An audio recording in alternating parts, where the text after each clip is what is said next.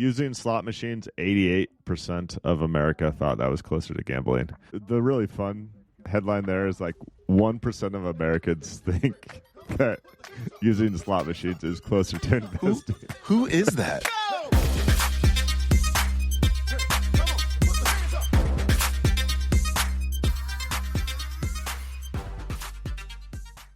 This podcast contains the arguably witty banter of two friends, Skippy and Dougals, that like to debate about investing. The content is intended to be entertaining and for informational purposes only, not investment advice. You should do your own research and consult a financial professional before using any of the information in this podcast, and especially before investing. We got Skippy and Dougals back in the house. SkippyDougals@gmail.com. Send us your listener mail. We love it. We love receiving that from you. Today we have one of those episodes where we don't have the deep pieces, but we have a bunch of little hits. So we're going to hit on some things that have happened in the past week, and mostly because we don't feel like talking about war, because that seems to be everything that's deep right now. So there's no doom and gloom on the Skippy and Dougals. We're all about the optimism and the butterflies. Only doom of your stock picks, Dougals. Yes, but no gloom, just doom. No Just doom. gloom. Okay, we're going to kick it off by talking about a couple gambling / quote-unquote investing situations that are going on. To begin with, there was maybe 3 months ago, something like that. We were discussing, it was when Brian Armstrong was on his earnings call and said a whole bunch of words because they were on Polymarket, whether or not he was going to say the earnings call. So he just said at the end, dropped off, mic drop. And Skippy says, how long will it be until someone threatens a reporter to do something so that they make money on Polymarket? I don't know if this is the first time, probably not, but this is the first time it's come across my radar that it did happen. So this is, I said we weren't going to talk about war, but the first thing is going to mention the war. So there was something on Polymarket that was around when Iran would get hit by Israel via a missile. It had to be a missile. So a reporter puts out the report that this occurred, starts getting a whole bunch of inquiries that started off, I would say, they were jovial enough of like, hey, do you know if this is actually a missile? And if not, could you correct it? And then they became increasingly more threatening over time. The whole thing is so interesting. You're going to hate me. I apologize. I was listening to my second favorite podcast, which is what, Dougals? Call Her Daddy? Cheeky Pite with John Collison, right? And he had the Kalshi founders on. So I learned more than I ever wanted to know about Kalshi. Kalshi is actually like blessed by the Federal Trade Commission, and every bet they put out is blessed by the Federal Trade Commission. Can you say more? What does that mean? This was surprising to me. I thought Kalshi and Polymarket and everything were exactly the same. And I could just be subject to their PR campaign because obviously this is directly from the founders. And I find this space wholly uninteresting. So just the caveat of I haven't done a bunch of independent research on the difference in gambling markets. Oh, prediction markets, we're supposed to call them, right, Dougals? Yep. But part of what our federal government's rules say is you can't bet on assassinations or wars or other things like that, right? It's just not happening. That will never exist on Kalshi. Okay. Kalshi happens with U.S. dollars, and in most cases, in all cases, their trades are backed by a federal party. Polymarket is the exact opposite from the sense of Polymarket uses crypto. Polymarket is not U.S. based to basically live in this gray area of there are no rules. So it's my belief that this trade that we're talking about now could only happen on Polymarket or a crypto-based service that is operating outside of the U.S. laws. Interesting. Now, the really interesting piece here is not necessarily that it's about wars or missile launch. It's about Polymarket or another prediction market saying the source of truth here is a journalist or multiple journalists. And then people trying to pressure that so-called independent source of truth into changing the facts. Gosh, you peel off another layer of the onion. What's so fascinating is like this guy, he might have reported this incorrectly, but he was reporting to the best of his ability. Yep, that's right. And historically, Polymarket sees him as a person of truth. So the whole thing to me just feels slimy. It's another reason to not bet on these things. And I want to give a few quotes to give when I mentioned it started off jovial enough and then got quite threatening, just to give folks a sense for what that means. So at the start, when he first gets a message, it says, I have an urgent request regarding the accuracy of your report on the missile attack on March 10th. I would really appreciate a response if possible. There's an inaccurate report from you about the missile attack on March 10th, and it's causing a chain of errors, right? This sounds like if you get this as a reporter, it's like, I don't know exactly where this is coming from, but I'd like to know a little bit more. Then I'll skip down a little bit. And he says, in the article, in your tweet, you wrote, one missile struck an open area. However, it appears this was a missile that was intercepted and it was debris. He goes, oh, okay, interesting. All right, let's fast forward a little bit. So there's back and forth that's gone on, et cetera, et cetera. Then at some point, he gets this. You have 90 minutes left to update the lie. If you do this, you solve in a minute the most serious problem you have caused yourself in life, and you won't remember me anymore in a week. 4 minutes later, 86 minutes left. You're the only one responsible for your life. That's an escalation if I ever saw one.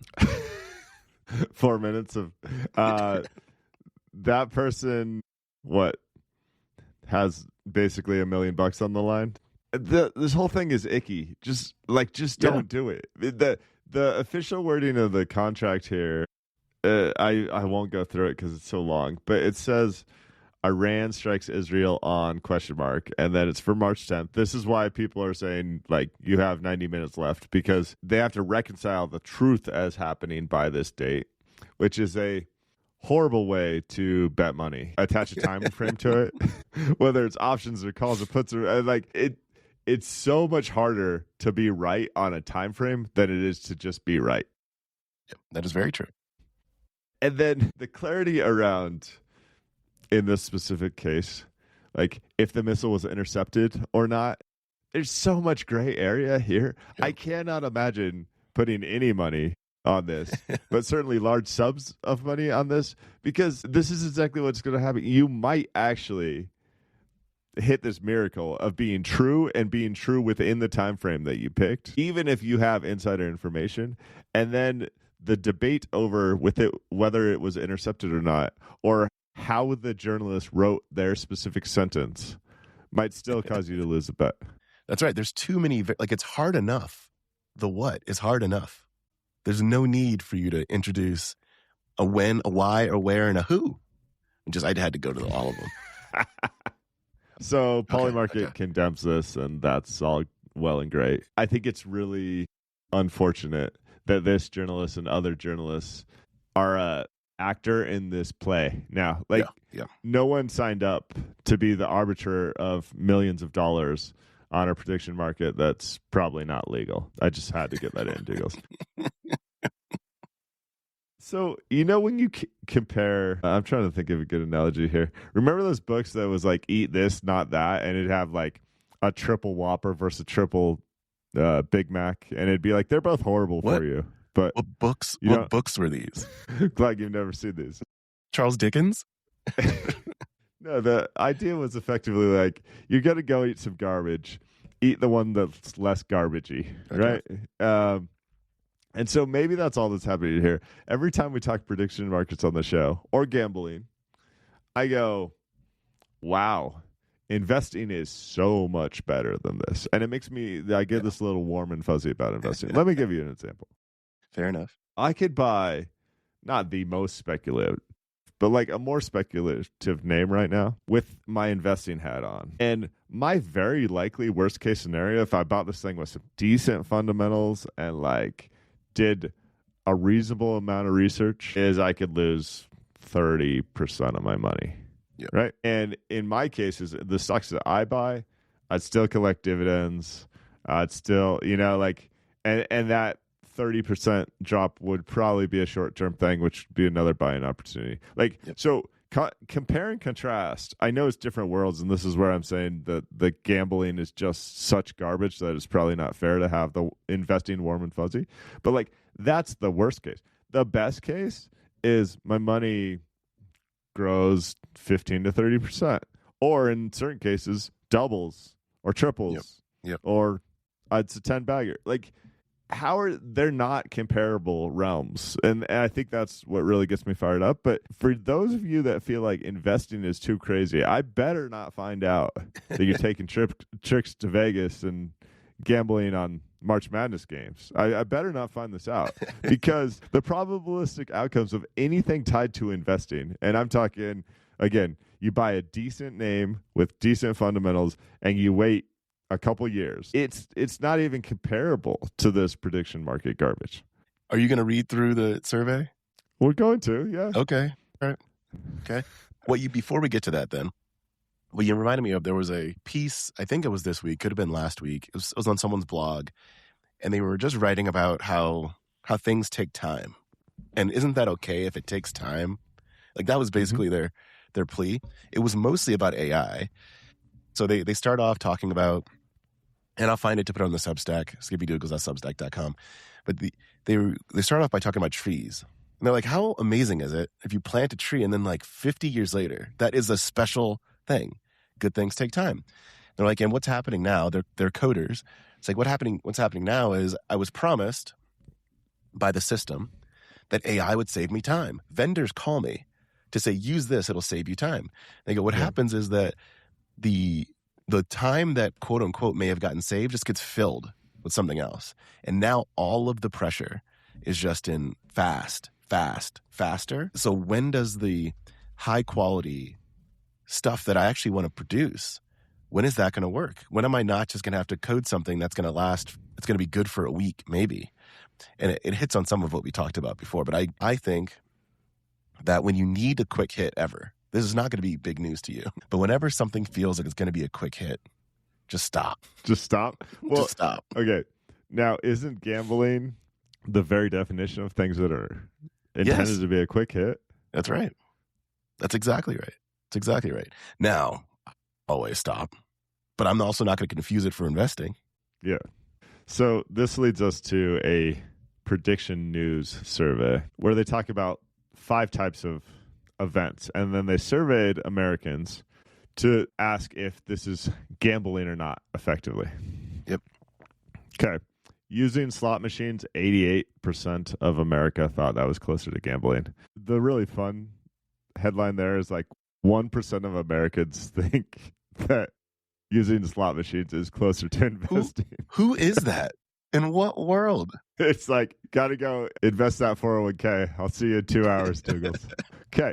Very similar numbers for wagers placed on sports books. 84% of Americans think that's effectively gambling. I'm fine with that. And basically no one, this is the fun thing, no one thinks that's investing. So slot Less than machine 1% more of people. investing than sports wagers. Books.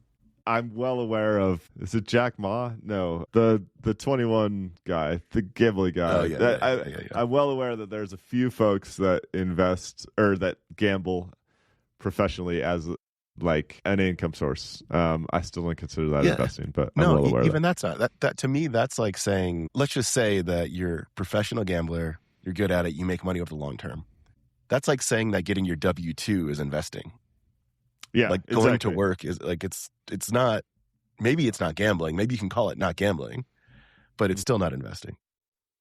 Okay, this is where I'm just baffled. So we just said 84% of Americans think wagers on sportsbooks are gambling.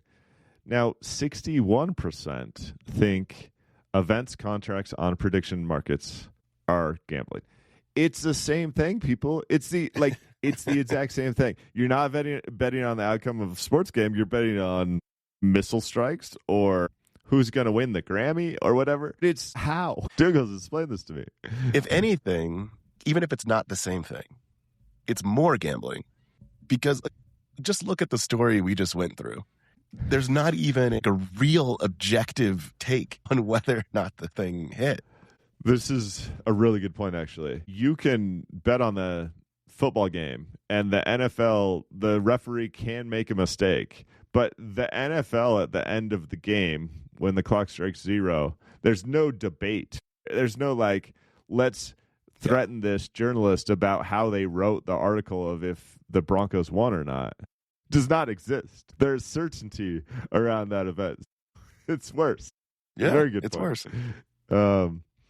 Okay.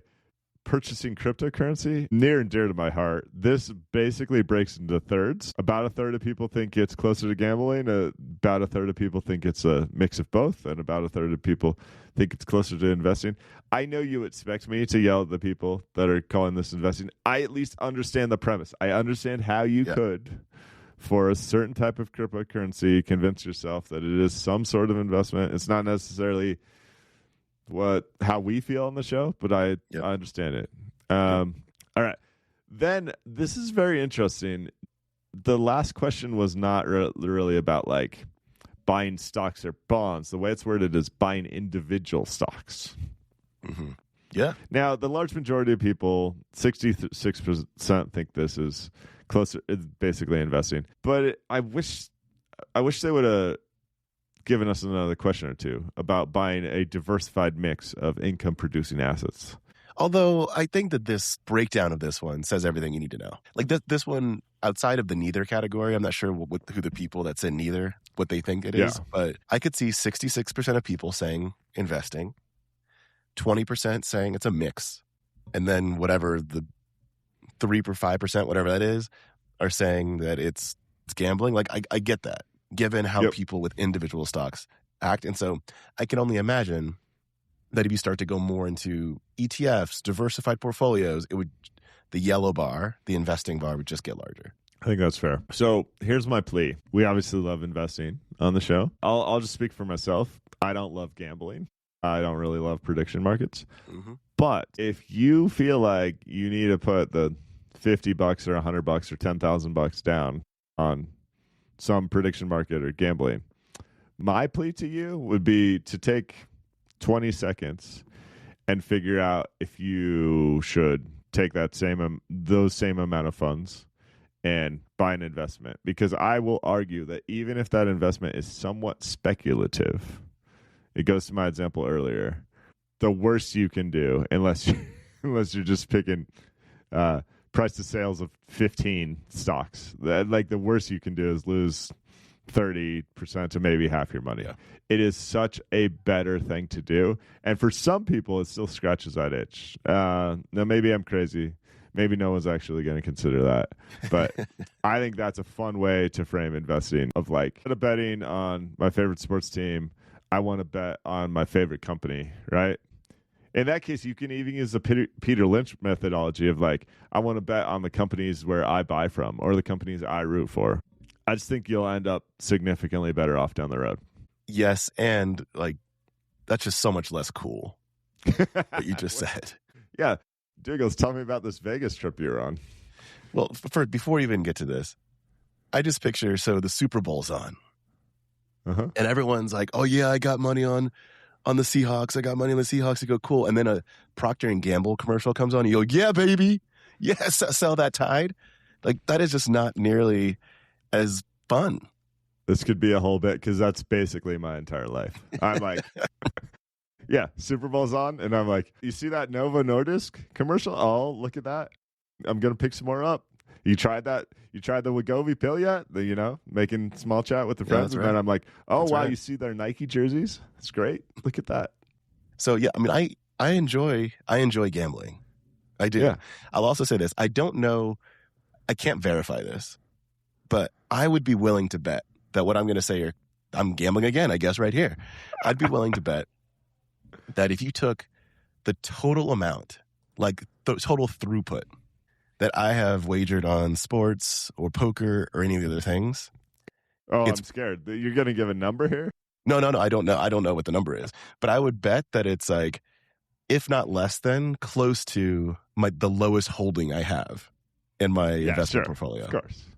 So it's not the same. It's more of you mentioned the itch, right? It makes the games that much more interesting for me, right? But anywho, we don't have to go down that road. Friends, that's terrible advice. Don't listen to anything Douglas just said. Truth. Root for Tide, okay? You're allowed to root for Lilly and Tide and only companies. All right, SoftBank. You ready to go to SoftBank? SoftBank, yes. I think this gets back to your Whopper this or that, except maybe a little different. Yeah. Would you rather I like the way this is framed. Actually, SoftBank has said it's going to use $500 billion to open up a data center in Ohio. That's the high-level context. That's all you need. Okay. So then someone says, would you rather own one $500 billion AI data center campus or 100% of Coca-Cola, Union Pacific Railroad, and PayPal? What I don't appreciate is that PayPal starts getting a lot of flack in the comments in this. Everyone's like, well, if I could just hold cash instead of PayPal, that'd be great. I do think that it's interesting to look at things like that. You've brought this up historically. Then we can get back to this one specifically, but you've brought things like this up. Like when you're looking at the market caps of different organizations, it's like you could have this company that has been around for, what is Coke, 150 years? Dividends for decades. The railroad's not going anywhere, probably anytime soon. PayPal is the more speculative of these three, of course. But you could own all of those. Or a $500 billion, is this an investment or a gambling? I'm full of detours today. I swear I'm going to get back to this. So I can't find the exact article because my Financial Times is in the trash can at JFK, right? I was in New York this week. That was so specific. So, I know. Some real-time reporting. First of all, the new JP Morgan building is rad. It's set for. Have you seen this online chatter? The rock wall on the front is whatever. They spent so many billions of dollars on this brand new skyscraper. It looks great. Okay. Lighting's fabulous. All right. Good job, Jamie Dimon. Great job. But the rock wall looks like, a kindergartner made the thing, and that needs to be replaced. Real-time reporting. The FT broke down the Japanese agreement for this Invest in America stuff. And that ties into, I'm like 99% sure, ties into this SoftBank investment with this Ohio-based data center, which is part of this conversation. I cannot believe that either government signed off to this, but apparently what that agreement said, Diggles, at a high level was Japan would put all this money into an Ohio-based data center, this $500 billion, and they'd get a 50-50 share of profits until they make their money back, in which case the U.S. government would take 90% of profits and the Japanese government would take 10% of profits. Wait, what? Yeah. Do you recall over the past several months, this is like pre-wars, where Trump with tariffs would demand that all these countries make investments in America? Yeah. The FT had like the real live details of what that agreement looked like. I would take this all day if I were Japan. Why? The reason that I was saying semi-jokingly, is this gambling or an investment? Is that by the time SoftBank or Japan, whatever, gets its money back after all the 50%, there's no more profit after that. That would be the bet that I have. The cost structure of this is so lopsided that, I would take back all my money and then you get 90% of all the pittance once this is fully commoditized. I would take that all day. No, but here the point is, what if you never get your $500 billion back?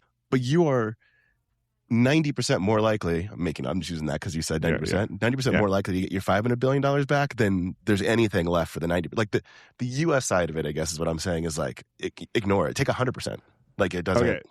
This article in the FT, and I will try and find it, effectively.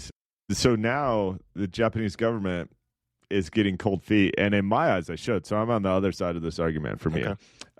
Because they're going, why would we supply the capital effectively just to get paid back? And then the U.S. government has all the upside. It's like we never talked about governmental deals with business components before. Sorry.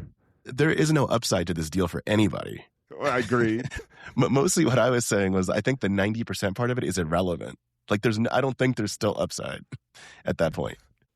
Fair. Okay. This deal was made in a land where the tariffs were still potentially thought of. I think many people never thought the tariffs were legal in the first place. But this deal was made with the premise that tariffs were a possibility, right?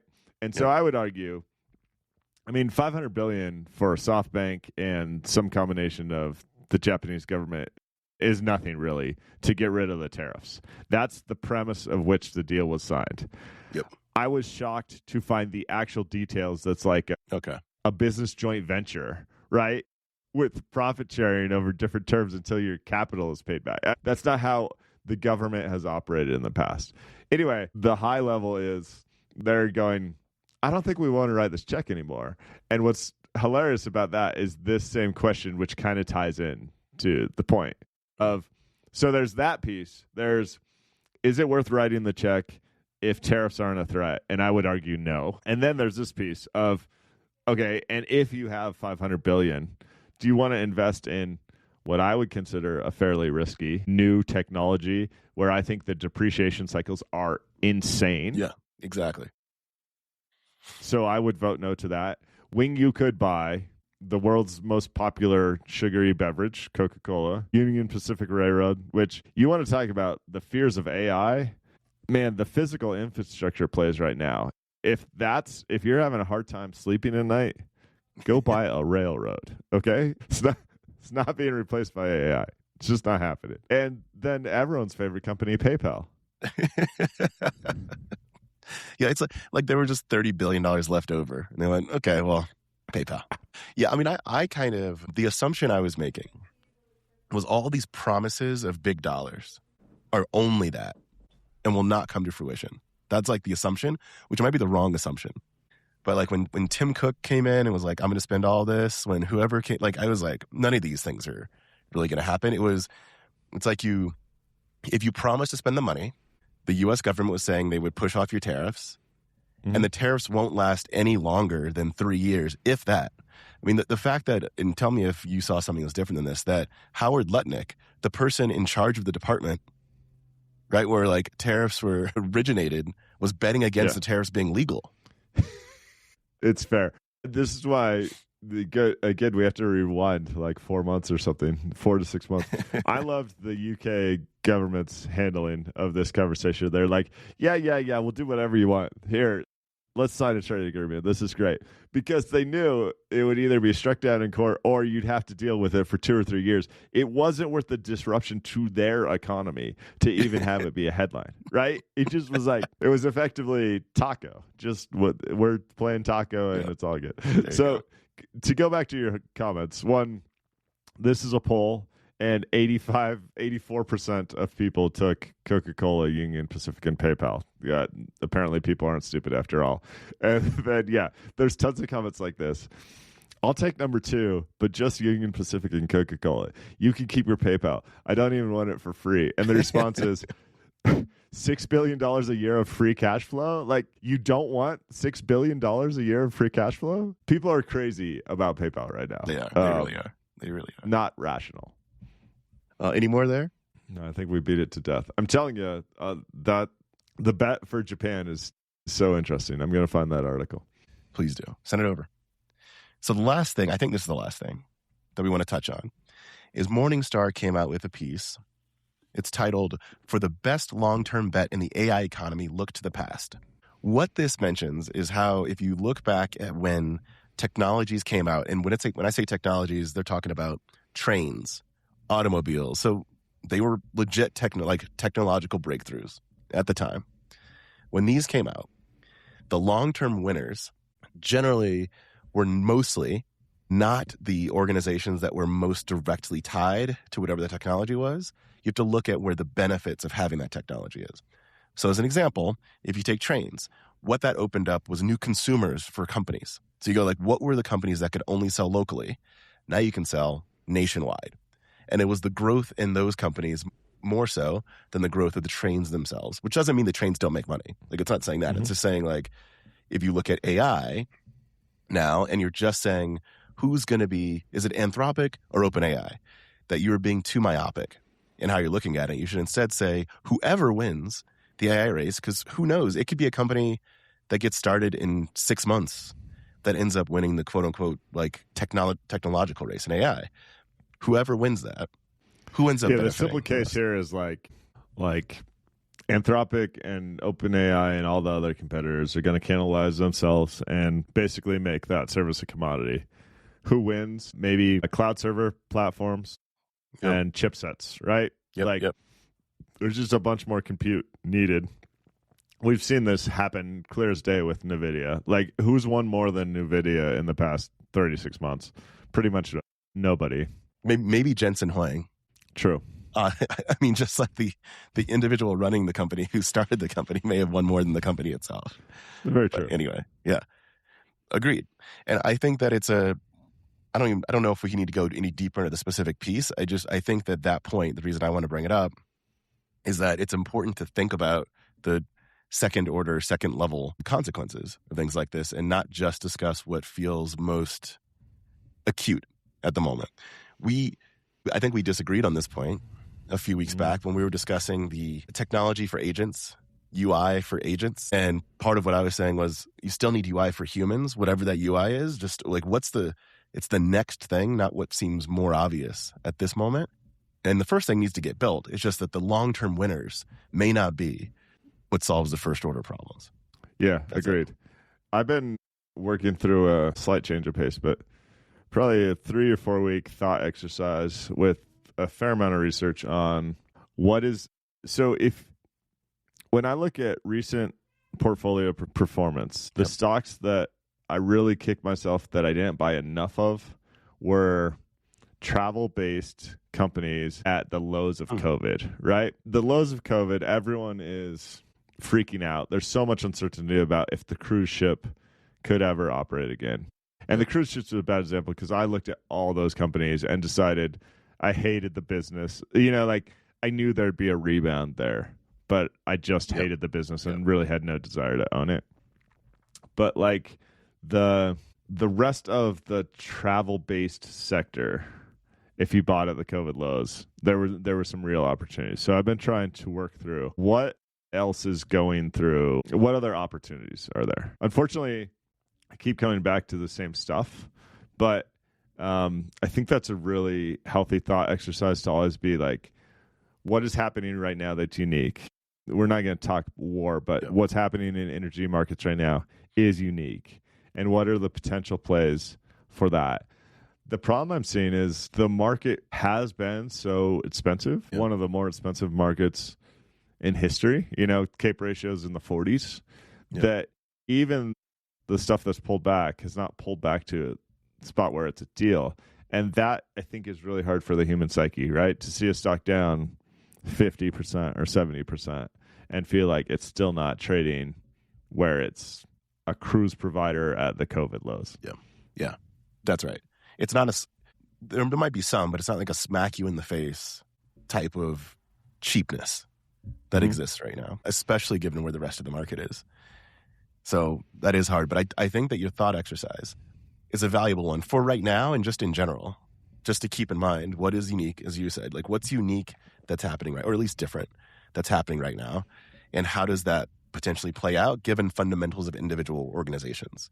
Yeah, I think that's great. That's why I like these thought exercises. And there are times where with pieces like this, it's easy to read them and then be like, yeah, I know that. I understand that. But for myself, and I get that, I think getting reminded of first principle like thinking is just helpful every now and again to say, okay, how am I thinking about this right now? Even if it's something I already think about, it coming to me in this way, I go, okay, I'm going to think about this differently. And so I find them to be helpful, which is why I like bringing them up. The other thing I'm thinking through is how the trade might unravel. And if I had to place a bet on that, let's go back to gambling. I want to attach a time frame to it, but I believe the most probabilistic cause is an explosion of the private credit markets. Oh, yeah. Really? There's no hesitation from you? No. All right. I'm going to give a tiny little background there, if that surprises any of our listeners.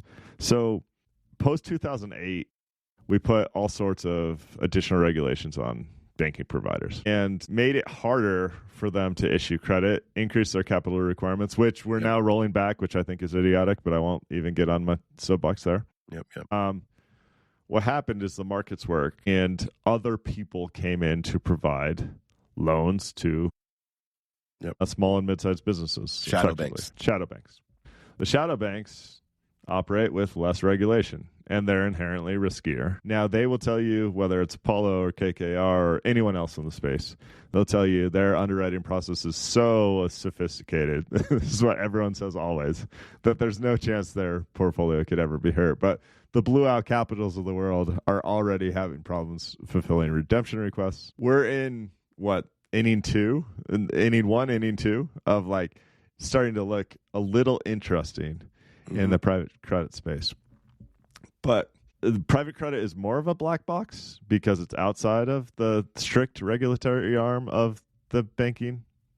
And then in my eyes, there's less likely that there will be like a typical bailout the way U.S. banking overseers have done bailouts in the past, because it's kind of thought of like, oh, if Apollo really struggles or Blue Owl completely goes bust, that's bad, but it's not JP Morgan Chase going bust or Bank of America going bust. I'm just shocked that there's basically no hesitation on your end. No, because I think that is, you're probably right. I'm not saying that will definitively be it, but when you said probabilistically, I think that's the most probable. I'll share out in on the Substack Jamie Dimon's 2022 letter to shareholders. He talks about shadow banking, so it's not all private credit. But this was, he means similar though. Yeah, it's effectively the same. Yeah, and I just think I do think that that's where, if you think about this at a high level, if things generally unravel because of debt that is all kinds of windy and kind of a hidden way, that's where it exists. And when I say, the reason I say debt is because someone has to pay something that they're not going to pay. And then that is connected to something else that you can't see. That's what I mean there. And when the first person can't pay, and that means the second person can't pay, the third person can't pay, that's the windiness, the intertwinedness that I mean. It's most likely that's where it lives. I looked at this a while back, and I won't go specific names, but I think it's Apollo or KKR. I was trying to figure out what's happening there because there's been a significant pullback. I'm trying to find exact market cap. One of them has like $1 trillion in assets. We'll just talk high level. I'm not going to talk about a specific name. And the private credit portfolio is something like $100 billion of that. The stock's total market cap was $100 billion. So this idea of like, oh, there's some intriguing assets hidden in that trillion. I wonder what discount I'd have to get to be interested in doing those. Effectively pencils out to, but if most of the private credit stuff is underwater, that's the whole that's the whole market cap of the company. So I'll buy the thing for pennies rather than, anyway, point being, the super conservative back of the envelope analysis was like, no, even if these stocks are down 30-40% in recent times, I could see a case where they're down 80 to 90%, and they're not even interesting at the current moment. Say less.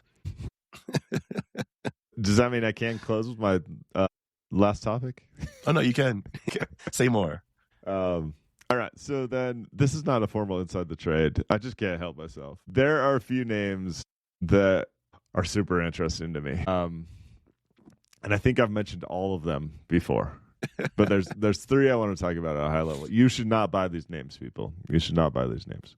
But Brown-Forman Group, maker of Jack Daniels, their last 24 months have been poor performance of the business, poor performance in the alcohol industry as a whole, U.S. consumption trends at effectively all-time lows. Then you get caught up in this is the American product that everyone wants to retaliate against. So like Canadians stop buying your product, et cetera, et cetera. It's just been really, really tough.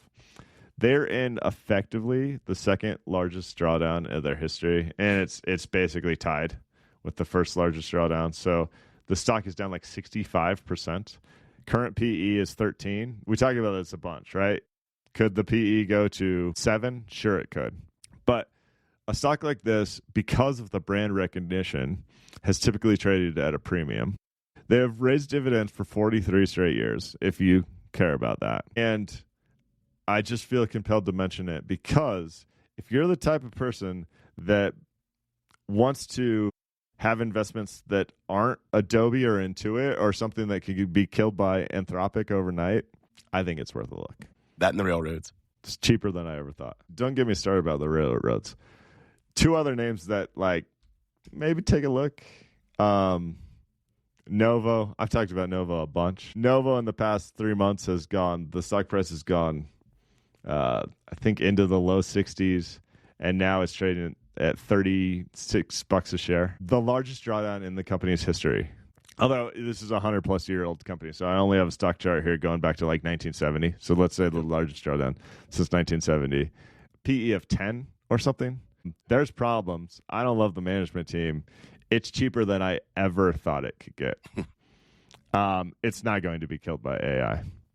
The last one that you and I have exchanged texts about is the funniest thing ever, because in the COVID highs, we made fun of how expensive Zoom communication was. Yep. We absolutely made fun of it.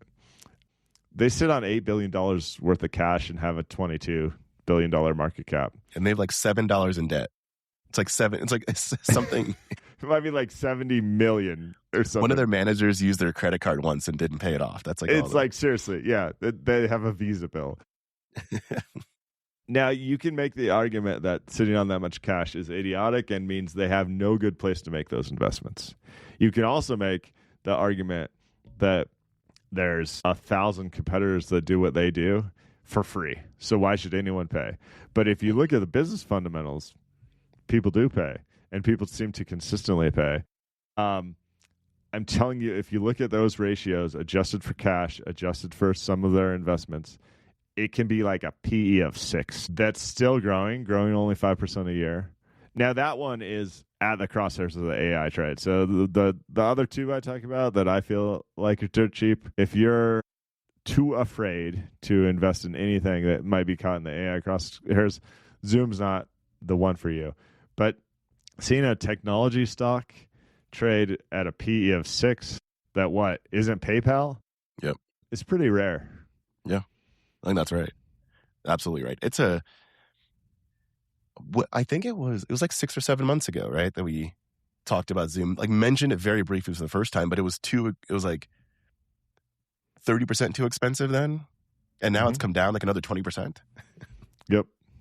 And they still do some stock-based compensation, but they buy back more than they sell. So right. Share count is now reducing. It's just a really interesting name. Yep. Agreed. Well, thank you, everybody. Check out the Substack for some of the things that we mentioned. skippydougals.substack.com. We'll put that out early next week. skippydougals@gmail.com. That's where you can send us your listener mail, which we always appreciate. And thank you for having us. See ya.